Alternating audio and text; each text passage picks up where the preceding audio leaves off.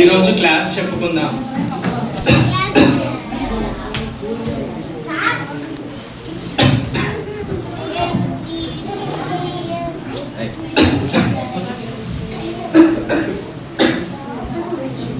అయ్యో, ఇదేంటి బ్లడ్ వస్తుంది దగ్గుతుంటే?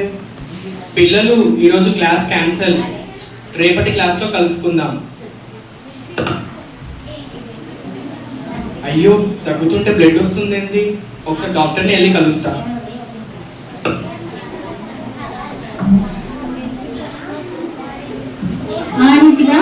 పాలు అందించు. తన అనారోగ్యాన్ని బట్టి డాక్టర్ దగ్గరికి వెళ్తాడు. Excuse me sir. చెప్పండి, ఏమైంది? చూడండి సార్, తగ్గుతుంటే బ్లడ్ వస్తుంది. ఓ అవునా, ఇప్పటి నుంచేలా ఇంతమందికి ఎప్పుడైనా వచ్చిందా? ఇంతకు ముందు కూడా వచ్చింది సార్. అవునా, మన దగ్గర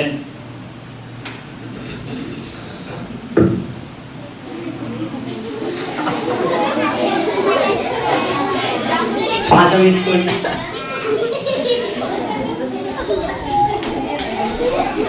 ఏనా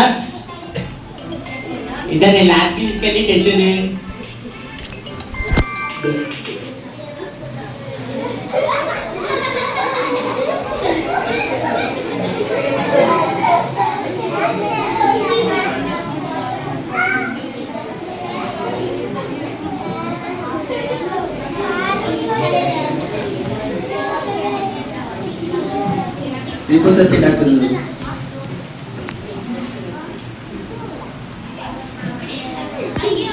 మీరే వచ్చారా, ఇంకెవరైనా వచ్చారా? మీరు?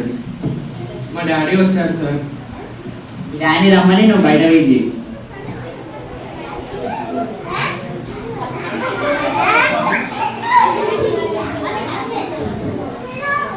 మీరే నా గారి ఫాదర్? అవును డాక్టర్. కూర్చోండి. మీ అబ్బాయికి ఒక వ్యాధి వచ్చింది. ఆ వ్యాధి పేరు టీబీ. టీబీ వ్యాధి వచ్చింది. అది 6 నెలల వరకు మీ అబ్బాయి బతుకు వెళ్తాడు. అవునా? అవును. దీనికి పరిష్కారం ఏం లేదా డాక్టర్? లేదు. నా కొడుకే గది రావాలా?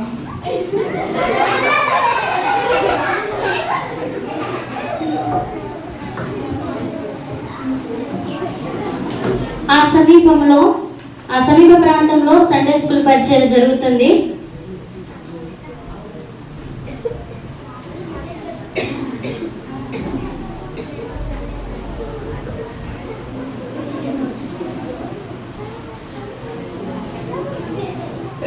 పిల్లలు, సరే ఇవాళ 4th సండే కదా.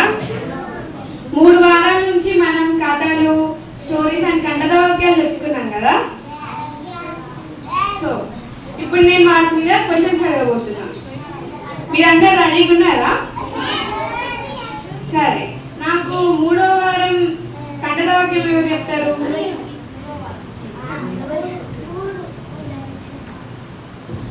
యేసు రక్తము ప్రతి పాపముల నుండి మనలను పవిత్రులుగా చేయును. మొదటి యోహాను 1:7.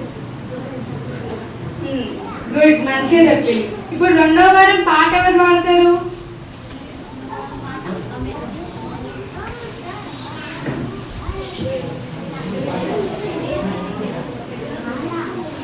చేతిలో కొంచెం త్వరగా వేయాలేసా, మనం వేళ్ళ ప్రయాణం చాలా దూరం హైలేసా.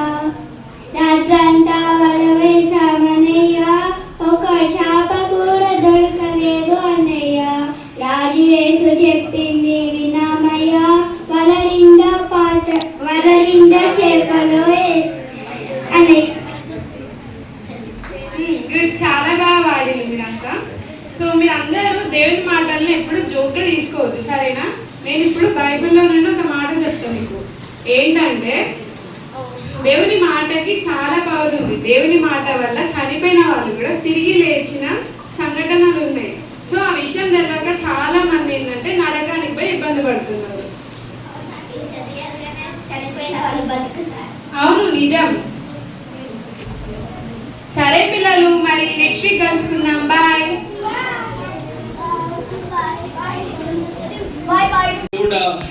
ఏంది నా పరిస్థితి, ఏంది నా జీవితం, నాకే ఈ రోగం రావాలా, నేను నమ్ముకున్న నా దేవుడే నా మీద కనికరించట్లేదే, ఏంది నా జీవితం, నేను చనిపోబోతున్నానా?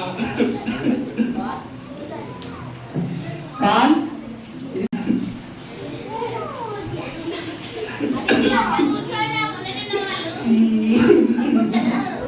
అలాగా సండే స్కూల్ ముగించుకొని సండే స్కూల్ పాప అలా వెళ్తుండగా వాళ్ళ ఇంటికి దారి మధ్యలో పాలు వ్యంగించుకొని చూస్తుంది.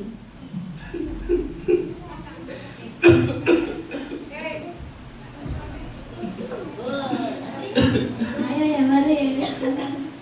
అంకుల్ ఏమైంది అంకుల్?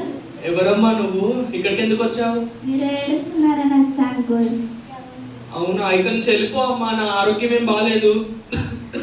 అంకుల్ దేవుణ్ణి నమ్ముకోండి అంకుల్. అదంతా కాదమ్మా, ఫస్ట్ ఇక్కడ చెల్లిపో. రేపు ఎట్లయినా వచ్చి అంకుల్కి కంపల్సరీ బైబిల్ ఇచ్చిపోతా. అలాగా ఆ పాప తన ఇంటికి వెళ్ళిపోయిన తర్వాత రెండో రోజు ఆ పాప మరలా ఈ పాలు వ్యంగించే దగ్గరికి వెళ్తుంది. అయ్యో దేవుడా, అంకుల్ ఎవరమ్మా, మళ్ళీ నువ్వు వచ్చావా? దేవుణ్ణి నమ్ముకోండి అంకుల్. మీ అదం- ఆరోగ్యం తగ్గిపోతుంది. అదంతా కాదమ్మా, ఈ ఇల్లంతా క్రిములు ఉన్నాయి, ఇక్కడ చెల్లిపో నువ్వు. Please uncle. అంకుల్ సరేలే, చదువుతాను వెళ్ళు. హా? ఇదేంటి, మగవారు మగవారిని కనడం ఏంటి? దీన్ని చదవను. ఆ మరుసటి రోజు ఆ పాప మరలా వెళ్తుంది. అంకుల్ బైబిల్ చదివారా అంకుల్? చదివానమ్మా, అదేంటి మగవారు మగవారిని కనడం ఏంటి? అయ్యో కంచెలు కాదు అంకుల్, ఈ కంచెలు చదవాలి. సరేనమ్మా.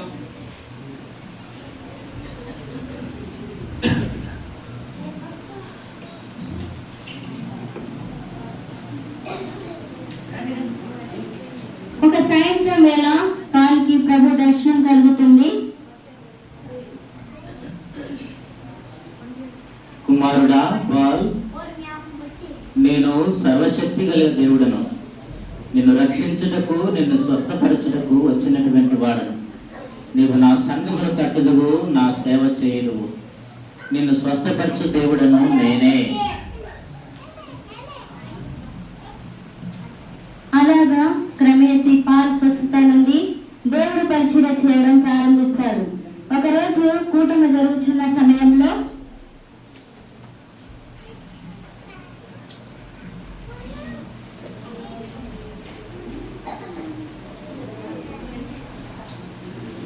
ప్రభునందు ప్రియులారా, నేను మీకు ఒక మాట చెప్తున్నాను.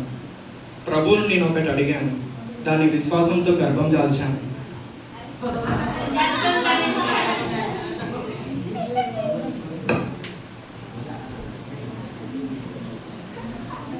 అయ్యో విశ్వాసం గర్భం ధరించడం.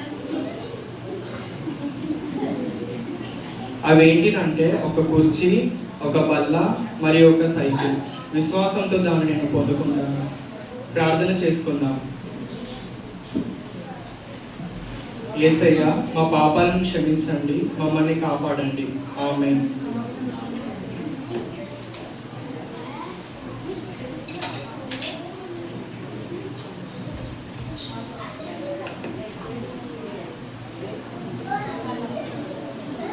ఒకరోజు కూటం ముగించబడి వెళ్తుండగా ఇలా జరుగుతుంది. హే పాల్, నాకు ట్రాన్స్ఫర్ అయింది. నా యొక్క సామాన్యునికి ఇవ్వనికి వచ్చిన నా సైకిల్, బల్ల మరియు కుర్చీ నీకు ఇవ్వమని నాకు ప్రేరేపించబడింది. అవునా, థ్యాంక్ యూ సార్. ప్రజలారా, చూసారా, మనం విశ్వాసంతో దేవుని ఏదైనా అడిగితే దేవుడు మనకు అది ఇస్తాడు. ఈ చర్చ్, ఇంత పెద్ద చర్చ్ కట్టింది కూడా దేవుడు నాకు వాగ్దానం చేశాడు, ఈ చర్చని నేను నింపుతానని. అలా ప్రారంభించిన పాల్ వ్యంగించే పరిచర్య విశ్వాసంతో మొట్టమొదటిగా 5గురితో ప్రారంభించబడిన పరిచర్య కొన్ని సంవత్సరాలు గడిచేసరికి 8 లక్షల సంఘంలో మారింది. ఆ పరిచర్య అలా మారడానికి కారణం ఏంటంటే వ్యక్తిగత ప్రార్థన, అదే విధంగా బృందానికైనా ఆయన ప్రోత్సాహం ఇస్తారు. అదే విధంగా ఇంత పెద్ద పరిచర్య జరగడానికి